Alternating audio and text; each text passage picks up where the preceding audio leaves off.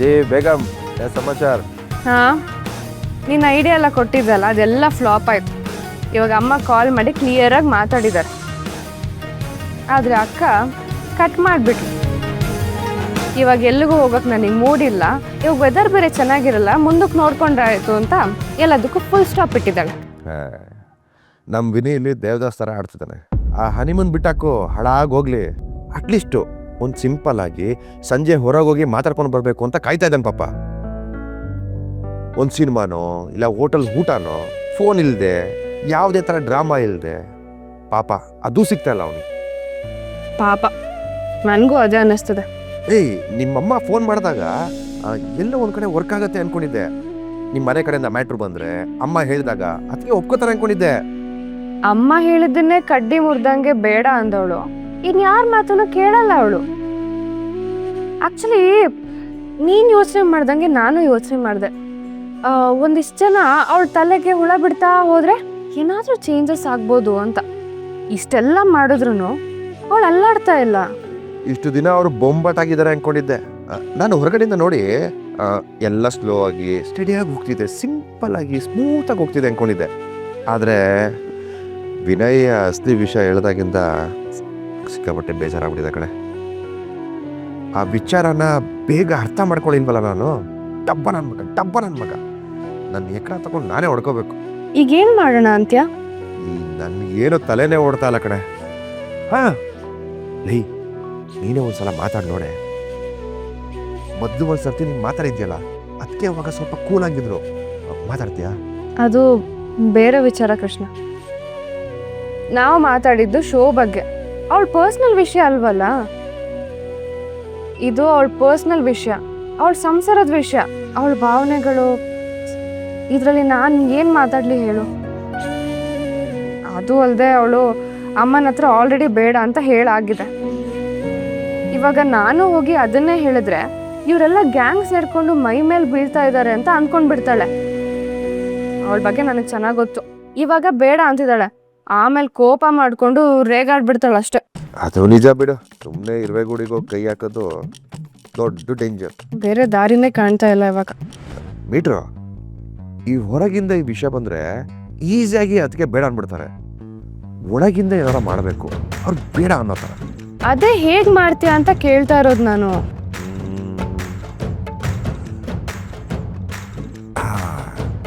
Metre, ಅವ್ರಿಗೆ ಬೇಕಾಗಿರೋದು ನನ್ನ ಹತ್ರ ಒಂದಿದೆ. ಏನದು? ಆಮೇಲೆ ಹೇಳ್ತೀನಿ. ಅದೇನೋ ಸಸ್ಪೆನ್ಸ್ ನಿಂದು, ಅದೇನು ಅಂತ ಸುಮ್ಮನೆ ಹೇಳು. ಸೂಪರ್ ವಿಷಯ, ಆಮೇಲೆ ಹೇಳ್ತೀನಿ. ಅಲ್ಲಿವರೆಗೂ ಸ್ವಲ್ಪ ತಾಳ್ಮೆ ಇರಲಿ. ಏ ಕೃಷ್ಣ, ಬಾಯ್.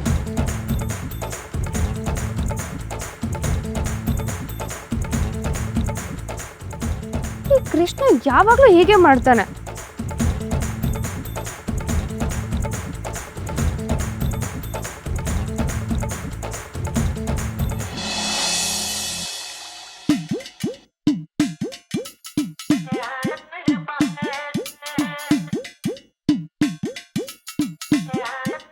ಏಯ್, ಲೂಸ್ ಥರ ಮಾತಾಡ್ಬೇಡ ಆಯ್ತಾ?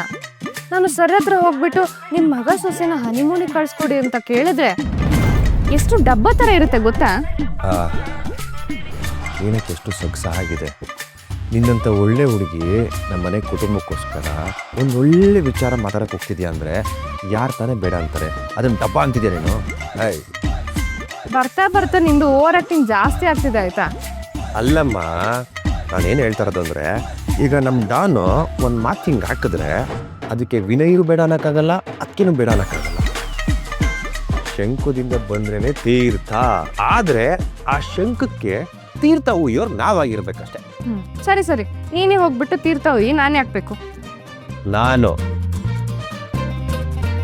ಶಂಕಕ್ಕೆ ನಾನು ತೀರ್ಥ ಅಲ್ಲ ಅಮೃತ ಹೋಯ್ದ್ರು ಅದು ವಿಷ ಅಂದ್ಕೊಂಡು ನಮ್ಮಪ್ಪ ಗುರ್ರ ಅಂತಾರೆ.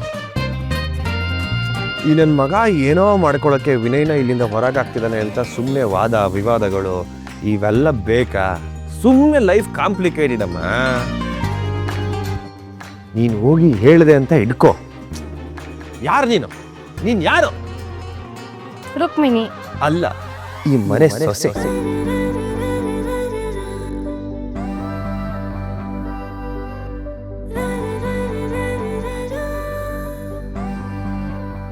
ಏನಂದೆ? ಈ ಮನೆ ಸೊಸೆ ತಂಗಿ ಅಂದೆ.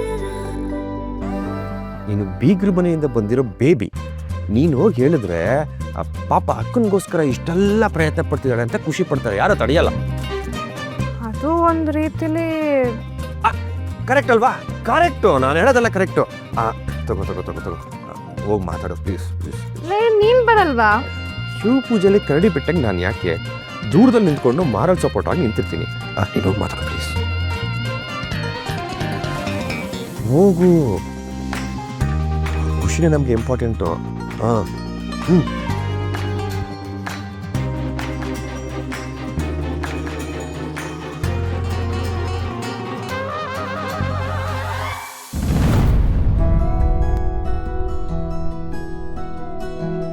ಏನು ಮಗಳೇ, ಇವತ್ತಿನ ಕೆಲಸ ಮುಗೀತಾ? ಹಾಂ, ಆಲ್ಮೋಸ್ಟ್ ಆಯ್ತು ಸರ್. ಗುಡ್. ಏನಮ್ಮ, ಏನಾದರೂ ಬೇಕಿತ್ತಾ? ಅದು ನಾನು ನಿಮ್ಮ ಹತ್ರ ಏನೋ ಮಾತಾಡಬೇಕಿತ್ತು. ಹೌದಾ? ಕೂತ್ಕೊಮ್ಮ, ಕೂತ್ಕೊ. ಏನು ಹೇಳಮ್ಮ? ಸರ್, ಅಕ್ಕ ಬಾವ ಮದುವೆ ಆದಾಗಿಂದ ಆಚೆ ಎಲ್ಲೂ ಹೋಗಿಲ್ಲ. ಅಮ್ಮ ಅದೇ ವಿಷಯದ ಬಗ್ಗೆ ಮಾತಾಡ್ತಾ ಇರ್ತಾರೆ ದಿನ. ಇಷ್ಟು ದೊಡ್ಡ ಸಂಸಾರ, ಇಷ್ಟು ಒಳ್ಳೆಯ ಸಂಬಂಧ, ಆದರೆ ನಾವು ಎಲ್ಲರೂ ಸೇರಿ ಅವರಿಗೊಂದು ಅಡಿಪಾಯ ಮಾಡ್ಕೊಡೋಕ್ಕಾಗ್ತಾಯಿಲ್ಲ ಅಂತ. ಟಿಕೆಟ್ಸ್ ಎಲ್ಲ ರೆಡಿ ಇದೆ ಸರ್, ನಾನೇ ತಗೊಬಂದಿದ್ದೀನಿ. ಅಮ್ಮ ಅದನ್ನು ನಿಮಗೆ ಕೊಡೋಕೆ ಹೇಳಿ ಒಂದು ರಿಕ್ವೆಸ್ಟ್ ಮಾಡ್ಲಿಕ್ಕೆ ಹೇಳಿದ್ರು. ಈ ಟಿಕೆಟ್ನ ಅಕ್ಕ ಭಾವನಿಗೆ ಕೊಟ್ಟು ಹನಿಮೂನಿಗೆ ಕಳಿಸ್ಬೇಕಂತ. 4 ದಿನ ಅಷ್ಟೇ ಅಲ್ವಾ ಸರ್, ಬಂದುಬಿಡ್ತಾರೆ. ಇದು ಅಮ್ಮನ ಆಸೆ, ಅವರಿಬ್ಬರು ಹೋಗಿ ಬರಲಿ ಅಂತ.